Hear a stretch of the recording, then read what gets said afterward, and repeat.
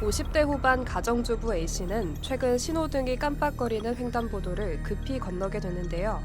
급한 마음에 뛰어가다 갑자기 무릎 뒤쪽에서 뚝 하는 느낌과 함께 걸을 수 없을 정도의 심한 무릎 관절 통증이 발생했습니다. 동네 병원에서 엑스레이를 찍고 2달간 물리치료를 받았지만 증상이 호전될 기미가 없어 좀 더 큰 병원을 찾은 A씨는 내측 반월연골판 후방부착부 파열을 진단받았습니다. 내측 연골판의 뒤쪽 끝부분이 정강이 뼈와 붙는 부위에서 발생하는 파열을 내측 반월연골판 후방부착부 파열이라 부릅니다. 내측 반월연골판 후방부착부 파열은 어려운 의학 용어이지만 40세 이상의 중년 이후 여성에서 흔히 발견되는 손상입니다. 환자가 특별한 외상 없이 갑자기 무릎 관절 내측에서 통증이 생긴다면 의심해 봐야 하는데요. 서양보다 10배 이상 많이 우리나라에서 발생하는 것을 보면 오랫동안 쪼그려 앉은 생활 습관과 관련이 있는 것으로 추정하고 있습니다. 내측 연골판 후방 부착부 파열은 생활 문화와 밀접하게 관련되어 발생하며 만성 퇴행성 파열이 대부분입니다. 왜냐하면 우리나라, 일본, 투르키의 사람들처럼 일상생활에서 무릎 꿇기나 쭈그리고 앉는 자세가 많은 경우 잘 발생하기 때문입니다. 이런 자세를 자주 한다는 것은 내측 연골판 후방 부착부에 지속적으로 강한 스트레스가 작용한다는 것을 의미하기 때문입니다. 또한 젊은 사람들에서 겨울 스키, 여름 축구 등의 스포츠 손상으로 전방 십자인대나 후방 십자인대가 파열될 때 동시에 외상성으로 파열되기도 합니다. 연골판이란 무릎 관절 속에 있는 구조물로서 넙다리 뼈인 대퇴골과 정강이 뼈인 경골 사이에 끼어 있는 구조물인데요. 연골판을 위에서 보면 초승달 모양처럼 보이기 때문에 반월연골판이라고 부릅니다. 한쪽 무릎에는 2개의 반월연골판이 있으며 내측과 외측에 각각 있는데요. 뼈의 관절면을 덮고 있는 관절연골과는 달리 주로 탄력성 있는 섬유연골로 이루어져 있습니다. 전반적인 임상 증상은 대체로 다른 형태의 퇴행성 반월연골판 파열과 유사한데요. 이 파열은 2가지의 아주 다른 특징을 가지고 있습니다. 첫 번째로 일상생활 중 팡 하는 느낌과 함께 예기치 않은 심한 무릎 통증이 갑자기 발생한다는 것입니다. 물론 이런 이벤트 없이 서서히 증상이 발생되기도 합니다. 두 번째로 내측 관절선, 특히 후 내측 관절선에서 심한 압통이 존재한다는 것입니다. 일반적인 무릎 통증과의 차이점은 내측 반월연골판 후방부착부 파열은 통증 외에도 기능적 문제가 동반된다는 점입니다.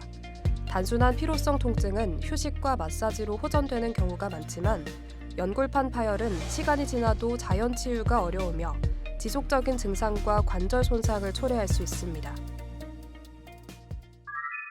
이 파열이 발생한 후의 자연적 경과는 예를 들면 걸을 때의 통증과 같은 임상 증상이죠. 시간 경과와 함께 대체로 호전되는 경향을 보입니다. 하지만 모든 환자에서 그런 것은 아니고 일부 환자에서는 오히려 증상이 악화되기도 합니다. 이것이 문제죠. 연골판은 무릎에 가해지는 체중을 분산시키고 전달하는 기능을 기본적으로 해야 하는데 내측 연골판 후방 부착부 파열이 발생하면 이런 연골판의 기본적 기능이 현저하게 줄어듭니다. 그러면 그 주변 관절연골에 무리를 주게 되고 결국 골관절염으로 쉽게 진행하게 됩니다.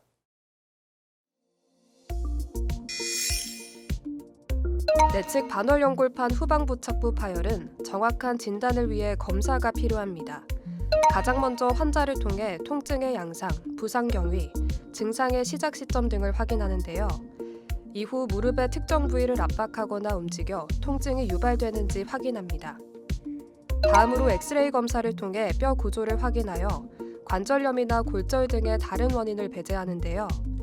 사실상 내측 반월연골판 후방부착부 파열 진단에 있어서는 MRI 검사가 가장 중요합니다.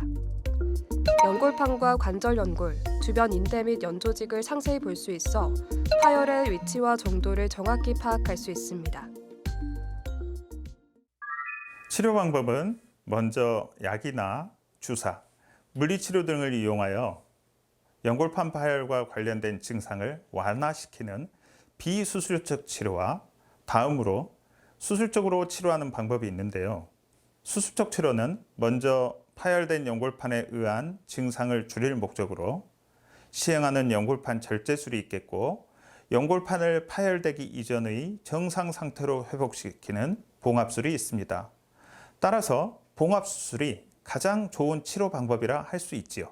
하지만 모든 환자들에서 봉합수술로 치료할 수 있는 것은 아니기 때문에 어떤 방법으로 치료할 것인가에 대해서는 여러 가지 요인을 고려해야 합니다.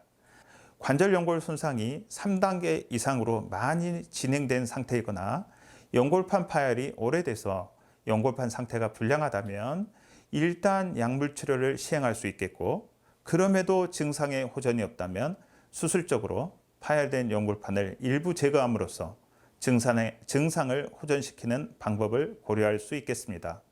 반면 관절 연골 상태가 2단계 이하로 비교적 경미하고 파열된 연골판의 상태도 비교적 양호하다면 수술적으로 연골판을 봉합해서 파열 전의 연골판 상태로 회복시키는 것을 우선 고려해야 하겠습니다. 내측 반월 연골판 후방부착부 파열의 수술 방법은 과거에서 현재로 발전하면서 진단의 정밀도와 수술 기술이 크게 개선되었습니다. 과거에는 기술적 한계와 병리학적 이해 부족으로 인해 수술이 단순히 손상된 연골판을 제거하는 방식에 의존했다면, 현재는 연골판 기능을 유지하고 복원하는 방향으로 변화했습니다. 내측 연골판 후방 부위는 관절 간격이 1cm 이하로 매우 비좁기 때문에 실로 꿰매는 것 자체가 상당히 까다롭습니다. 또한 꿰맨 실을 고정하기 위해 정강이뼈의 골 터널을 만들 때 그 위치를 정확하게 만드는 것이 수술 경과에 상당한 영향을 미치는데요. 이 또한 무척 까다롭습니다. 그래서 수술하는 의사의 경험이 무엇보다 중요한 수술입니다. 그중 가장 중요하다고 생각되는 것이 연골판을 꿰매는 방법인데요. 비교적 간단하게 연골판을 위에서 아래로 뚫고 실을 넣어 꿰매주는 단순 봉합법과 연골판을 움켜잡도록 꿰매는 좀 더 복잡한 방법이 있습니다. 그중 저는 제가 개발하고 그 결과를 논문으로도 발표한 움켜잡아 꿰매는 방식의 봉합법을 주로 사용하고 있고, 현재도 이 방법을 개선 발전시키고 있습니다.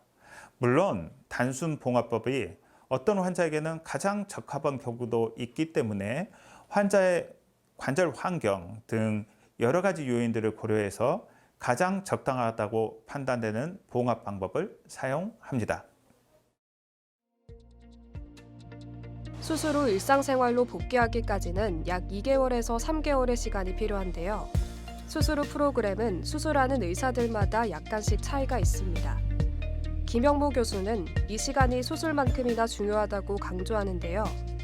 수술 후 약 6주 정도는 체중 부하를 금지하고 관절 운동도 제한하는 것이 좋고, 그 후 서서히 체중 부하를 증가시켜서 관절 운동도 정상화하며 수술 후 3개월 정도 경과 시점에서 일상생활로 복귀하는 것이 좋다고 이야기합니다. 내측 연골판 뒤쪽에 스트레스가 집중되는 것을 막아야 합니다. 저는 환자들에게 항상 3가지를 강조하는데요. 첫째, 쭈그리고 앉지 마세요. 둘째, 양반다리 하지 마세요. 셋째, 오래 서 있지 마세요. 라고 이야기합니다. 여기서 잠깐! 잘못된 의학 상식을 바로잡아 건강도 지키고 상식도 키우는 Yes or No. 처음 느낀 통증이 시간이 지나고 사라졌다면 굳이 치료받지 않아도 되나요? 연골판 파열이 발생한 직후에 심한 통증은 시간 경과와 함께 줄어든다 하더라도 정확한 진단과 치료 방침을 결정하는 것이 반드시 필요한 병입니다. 왜냐하면 내측 연골판 후방 부착부 파열은 퇴행성 관절염을 진행시키는 강력한 원인 중 하나이기 때문입니다. 잘못된 의학 상식 깨치기 Yes or No. 2번째. 다리가 이미 휘어 있다면 내측 반월 연골판 후방 부착부 파열 수술을 할 수 없다는데 사실인가요? 무릎이 안쪽으로 휘어진 것을 보통 오자다리, 의학적으로는 내반슬이라고 부르는데요.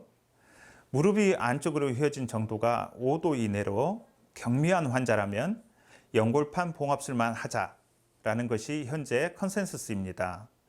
하지만 5도 이상의 오자다리 변형이 있다면 연골판 봉합술과 함께 정강이뼈 근위부를 잘라서 오자다리를 일자로 반듯하게 교정해주는 근위 경골 절골술을 동시에 시행하는 것이 연골판 봉합술의 성공률을 높일 수 있다는 주장이 있습니다. 내측 반월 연골판 후방 부착부 파열은 조기에 발견하여 성공적인 봉합 수술이 이루어진다면 완벽하지는 않지만 상당히 좋은 결과를 얻을 수 있습니다. 진단이 늦어져 연골판 변성이 심해지고 관절염이 진행하게 되면 봉합 수술이 불가능하거나 한다고 하더라도 결과가 좋지 않을 가능성이 큽니다. 따라서 빠른 진단이 무엇보다 중요한데요. 수술이 진행되는 공간이 무척 비좁아서 수술 술기가 까다롭고 힘들어 수술하는 의사의 경험이 무척 중요합니다. 내측 연골판 후방 부착부 파열은 전체 연골판 파열의 약 10에서 20% 정도를 차지할 만큼 드물지 않게 발생하는 것으로 알려져 있습니다. 대개 중년 이후의 나이에서 발생하는 퇴행성 연골판 파열입니다. 또한 젊은 사람들에서 스키나 축구 등의 스포츠 손상에서 전방 십자인대 등의 인대 파열과 동시에 발생하기도 합니다. 문제는 이런 패턴의 연골판 파열이 골관절염을 일으키는 강력한 원인 중 하나라는 것입니다. 따라서 손상이 의심된다면 반드시 MRI를 찍어서 정확하게 진단해야 합니다. 또한 조기에 발견하여 경험 많은 의사에게 봉합 수술을 받는다면 좋은 결과를 얻을 수 있습니다. 이 병이 의심된다면 늦기 전에 꼭 병원을 찾으시기 바랍니다.